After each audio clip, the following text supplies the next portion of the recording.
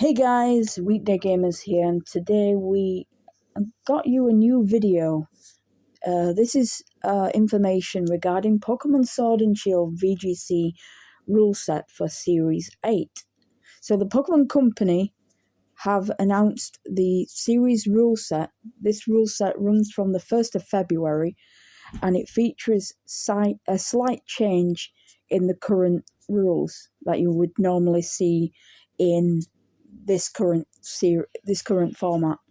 The change is that you will be able to use one restricted legendary Pokemon, and that means you can actually use Calyrex, Eternatus, Zamazenta, Zacian, Necrozma, Lunala, Solgaleo, Cosmoem, Cosmog,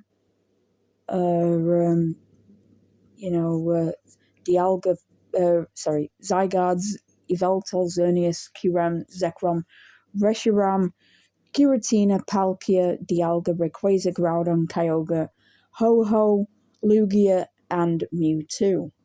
These, you can only use one of these legendary Pokemon, not like the consistence of 2, which was the VGC 2019 rule set. But it does kind of follow the same kind of aspect of 2019. Many people, there's mixed feelings about this rule set. There's mixed feelings. But mythical Pokemon are banned. Now, if you don't know, if people were saying Calyrex is a mythical, but technically it's not a mythical, it's a legendary. It has been available in the game. We don't know how well it's going to perform. Don't know.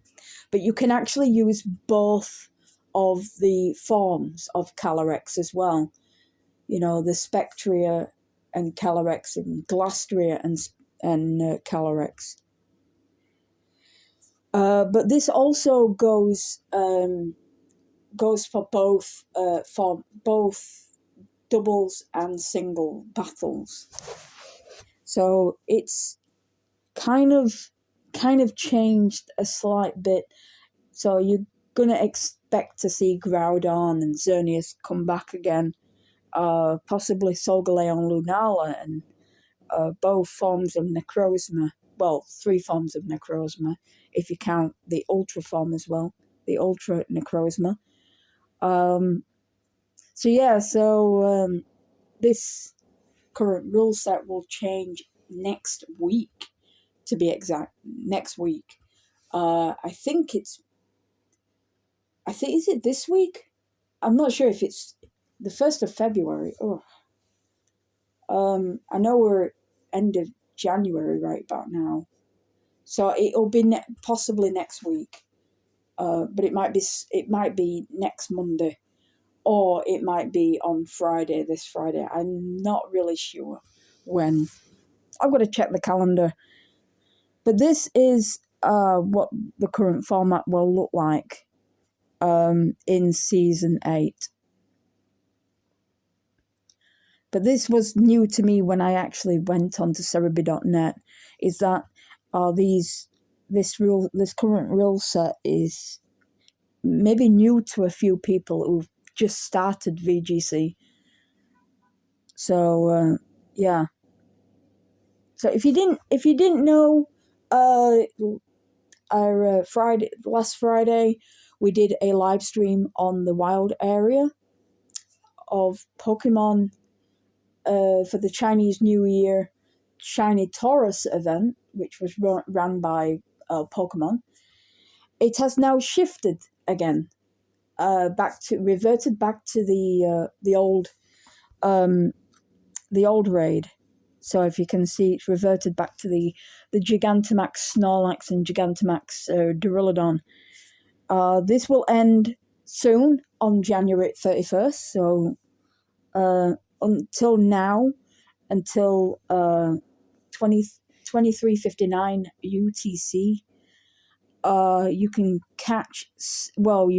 encounter certain normal and dragon type Pokemon, and these include Gigantamax Snorlax and Gigantamax Duraludon are in max red battles.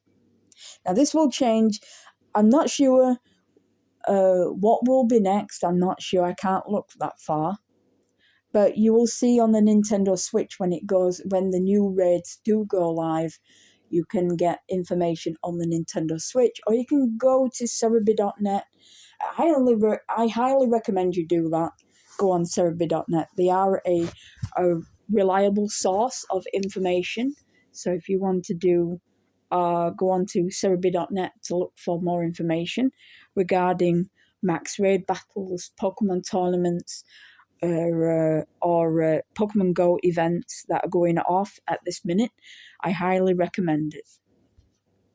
Also, there's been a new ban wave. Now, we don't know if this is true or not, but it's Cerebi.net did post something about this. So what it means is that the Pokemon Company have announced a new ban wave coming to Pokemon Sword and Shield and Pokemon Home. In their notice, they make mention of how some players are using altered data and others are causing issues. That means they're causing issues for other people using online things. A bit like what they did with the hacked raids, whether you could get Zamazenta, Zacian, and Eternatus kind of raids and all that. But this is different, this. It says, impairing the functions of games or apps for others. Due to this, a new ban wave is to start for players who have been modifying their saved data. So that means modifying data means that they're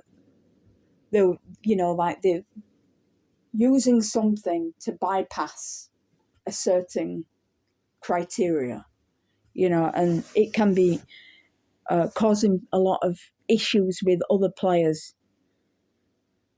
These bans will be restricted from online play in Sword and Shield and Pokemon Home. Can't use trading features or can no longer use Pokemon Home. So this could either be a temporary ban or a permanent ban, and no refunds will be issued. That means, well, it's their own fault for doing this, because if it's hurting other people.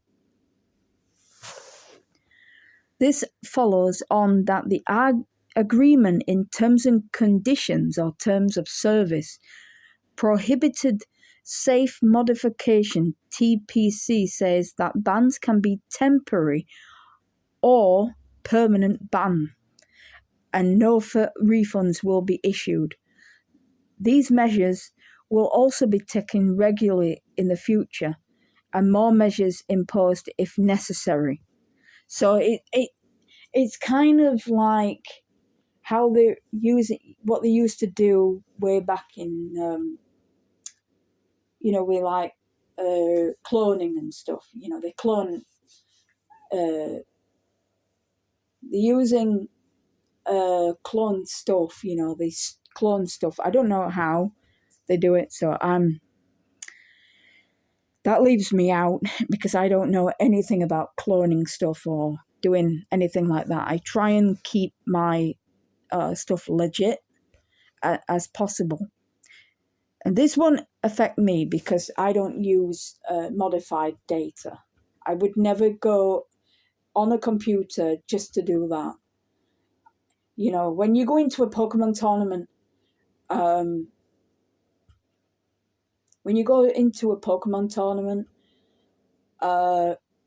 your team is checked, through a professor or a judge, and they check to see if them Pokemon are legit, or they would tell you, have you caught these Pokemon, have you hatched these Pokemon, and you've got, well, all my Pokemon are caught or bred through means. So I don't know why people would do this kind of thing, because not only does it jeopardize them, for doing it, it also hurts other players trying to have fun and trying to have a good time. And, for them hacking a game and using that certain data to access tournaments or anything like that, like with a hacked team, and it gets through the hack check, that could be crucial because people are still using hacked Pokemon. I'm not jumping to conclusions. I'm not naming people because I would never name anyone who does this. I'm not saying anybody's name. I'm not going to go onto that bandwagon how people, like naming certain people or because that's how to disrespect. And I'm respecting each and every player, even though I'm not that I'm against it. I really am against. I know people want to have a good time and play Pokemon, either casually or competitively. And, what happens to them happens to them. So I'm really staying out of it. I'm just giving people the heads up in the news. And that's it. I'm not naming anyone or anybody for that matter. So that's the news for Pokemon. They haven't really been much since Friday. Okay, so thank you for watching, and I hope you guys stay safe and keep playing video games. Game on.